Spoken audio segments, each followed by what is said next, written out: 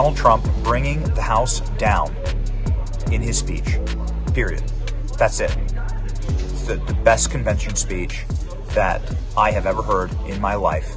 And now, ladies and gentlemen, here it is. Friends, delegates, and fellow citizens, I stand before you this evening with a message of confidence, strength, and hope.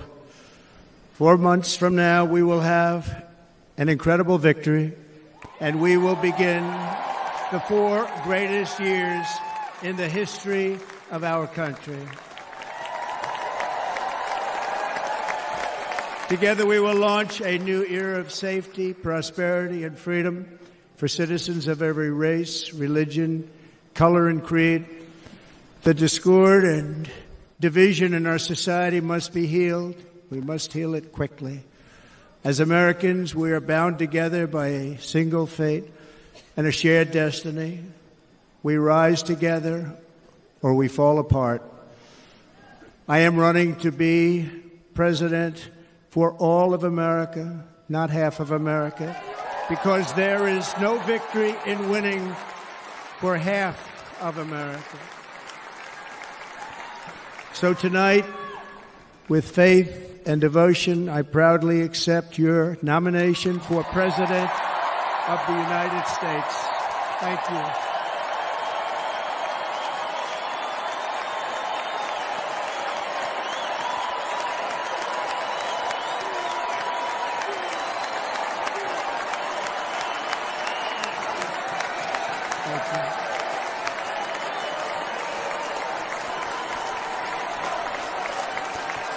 Thank you very much.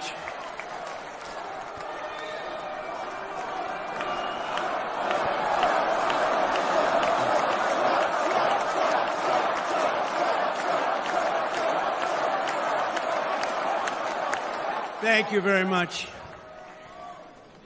And we will do it right. We're going to do it right. Let me begin this evening by expressing my gratitude to the American people for your outpouring of love and support following the assassination attempt at my rally on Saturday.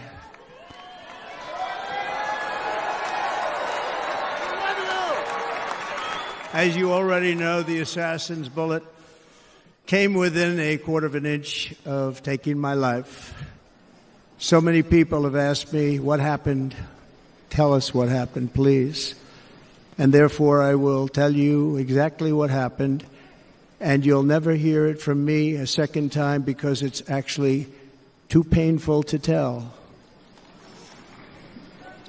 It was a warm, beautiful day in the early evening in Butler Township in the great Commonwealth of Pennsylvania.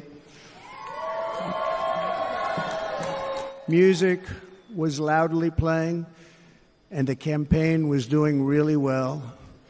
I went to the stage, and the crowd was cheering wildly. Everybody was happy. I began speaking very strongly, powerfully, and happily because I was discussing the great job my administration did on immigration at the southern border. We were very proud of it.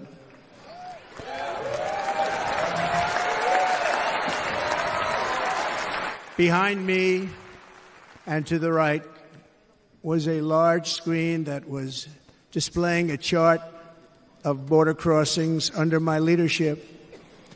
The numbers were absolutely amazing. In order to see the chart, I started to, like this, turn to my right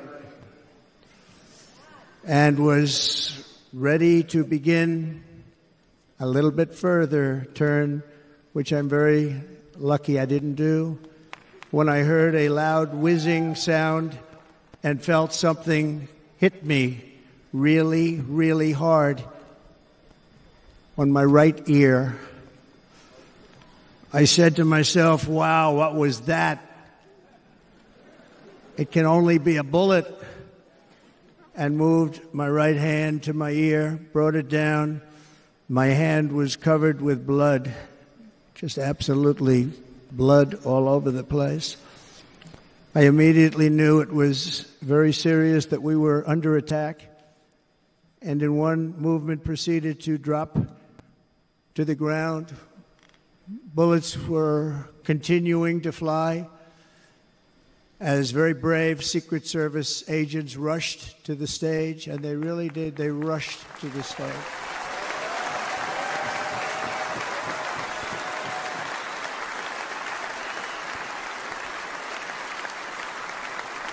These are great people at great risk, I will tell you, and pounced on top of me so that I would be protected. There was blood pouring everywhere, and yet, in a certain way, I felt very safe because I had God on my side. I felt that.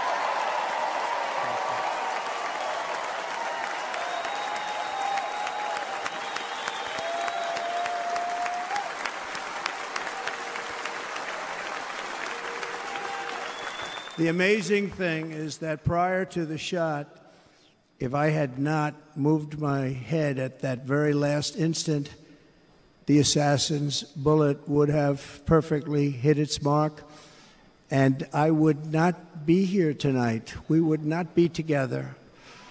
The most incredible aspect of what took place on that terrible evening in the fading sun was actually seen later.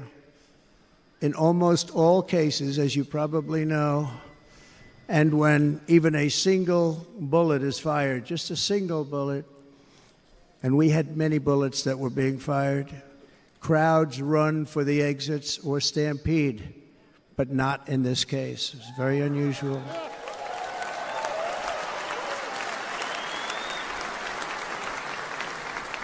This massive crowd of tens of thousands of people stood by and didn't move an inch.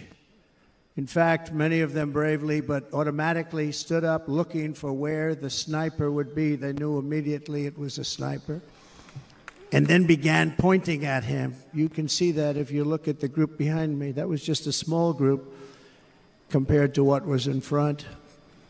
Nobody ran, and by not stampeding, many lives were saved.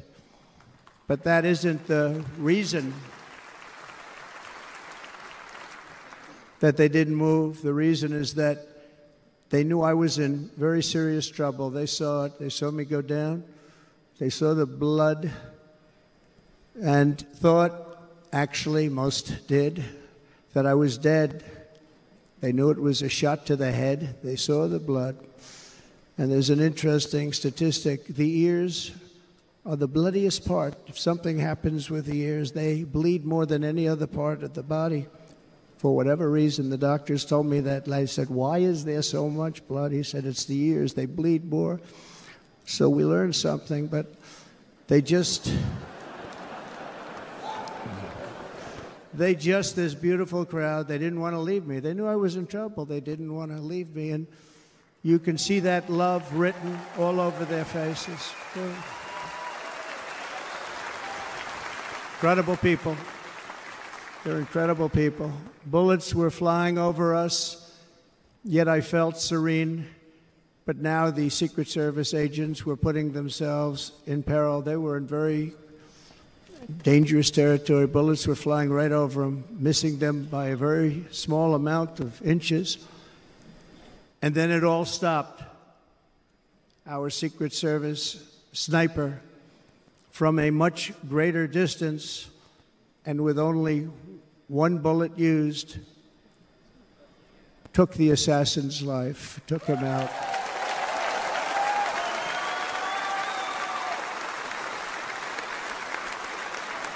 I'm not supposed to be here tonight.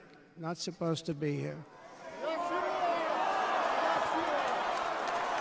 No?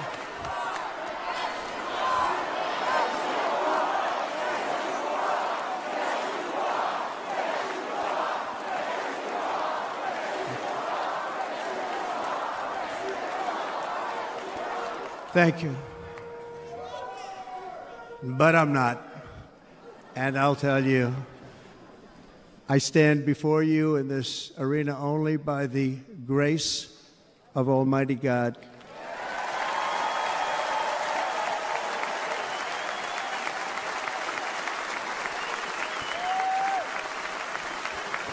In watching the reports over the last few days, many people say it was a providential moment.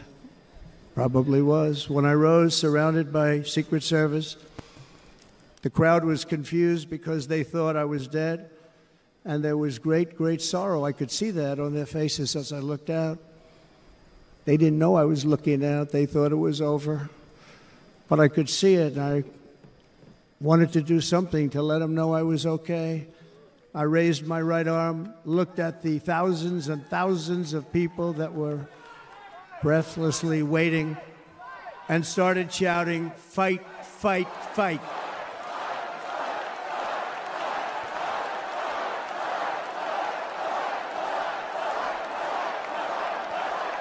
Thank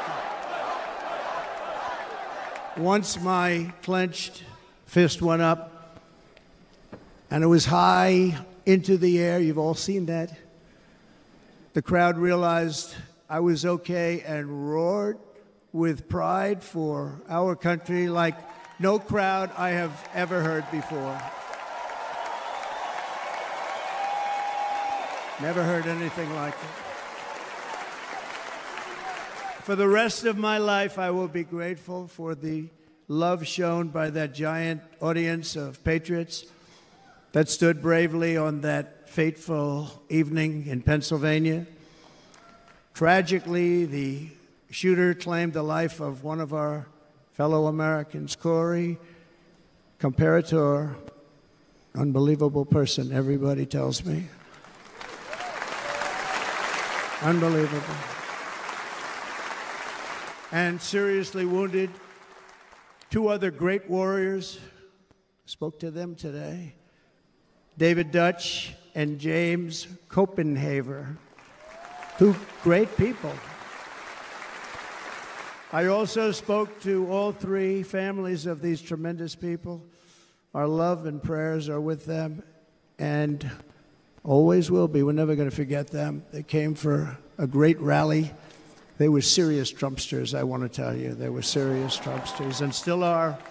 But Corey, unfortunately, we have to use the past tense. He was incredible. He was a highly respected former fire chief, respected by everybody.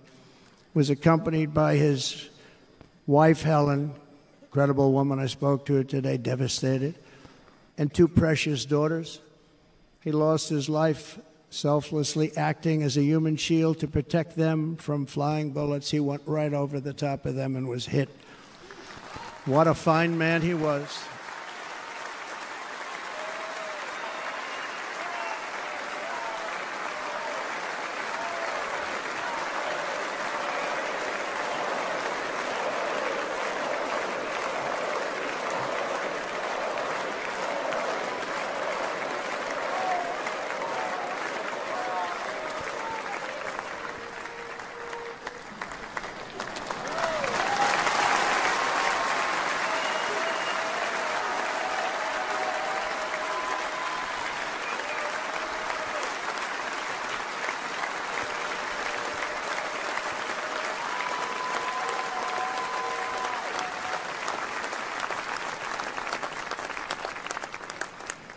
I want to thank the fire department and the family for sending his helmet, his outfit, and it was just something, and they're going to do something very special when they get it. But we did something which cannot match what happened, not even close. But I am very proud to say that over the past few days, we've raised $6.3 million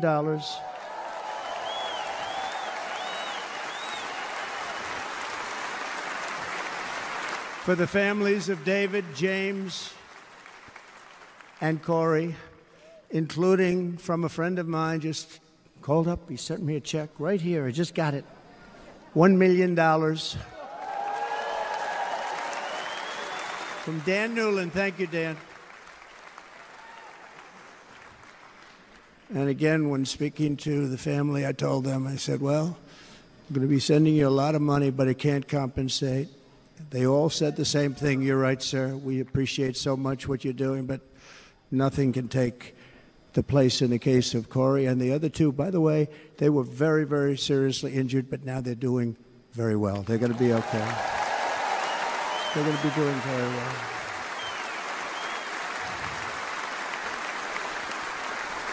They're warriors. So now I ask that we observe a moment of silence in honor of our friend Corey.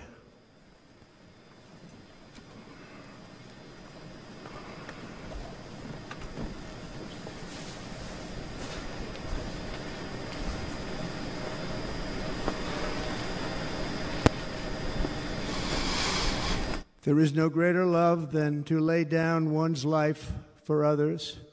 This is the spirit that forged America in her darkest hours, and this is the love that will lead America back to the summit of human achievement and greatness. This is what we need.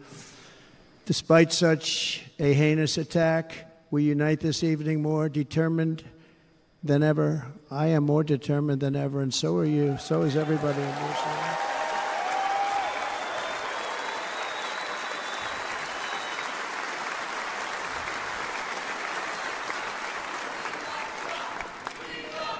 Thank you. Thank you very much.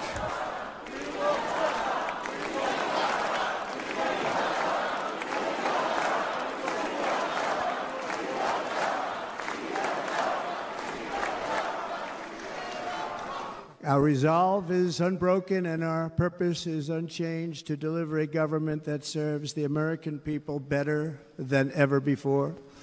Nothing will stop me in this mission because our vision is righteous and our cause is pure. No matter what obstacle comes our way, we will not break, we will not bend, we will not back down, and I will never stop fighting for you, your family, and our magnificent country. Never.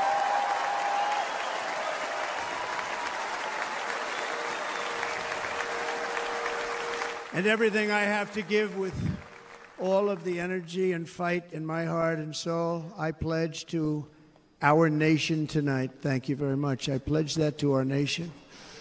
I'm going to turn our nation around, and we're going to do it very quickly. Thank you.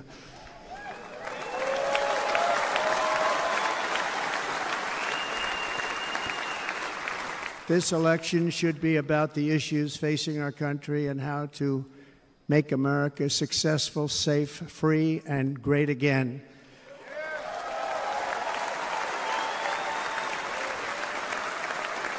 In an age when our politics too often divide us, now is the time to remember that we are all fellow citizens. We are one nation under God, indivisible, with liberty and justice for all.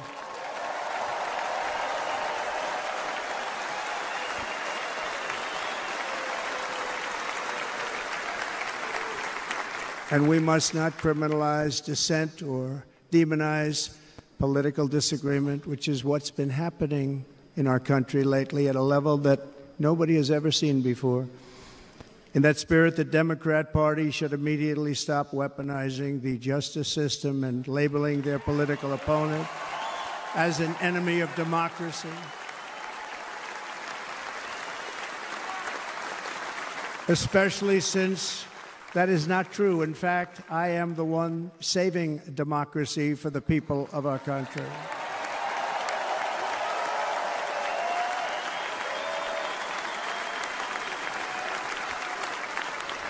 And very big news, as you probably just read, on Monday a major ruling was handed down from a highly respected federal judge in Florida, Eileen Cannon, finding that the prosecutor and the fake documents case against me were totally unconstitutional, and the entire case was thrown out of court. With all of that publicity, thrown out of court. If Democrats want to unify our country, they should drop these partisan witch hunts, which I have been going through for approximately 8 years. And they should do that without delay and allow an election to proceed that is worthy of our people. We're going to win it anyway, but worthy of our people. On this journey, I am deeply honored to be joined by my amazing wife, Melania.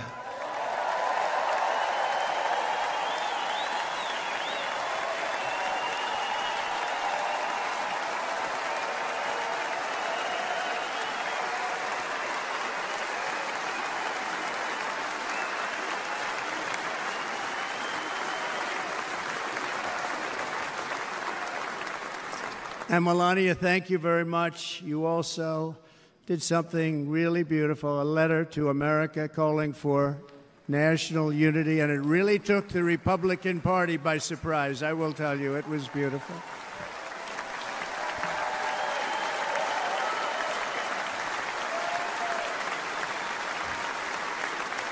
In fact, some very serious people said that we should take that letter and put it as part of the Republican platform. That would be an honor, wouldn't it? Right, Mr. Congressman? But it captivated so many, so I also want to thank my entire family for being here, Don, Kimberly, Ivanka and Jared, Eric and Lara, Tiffany and Michael, Barron, we love our Barron.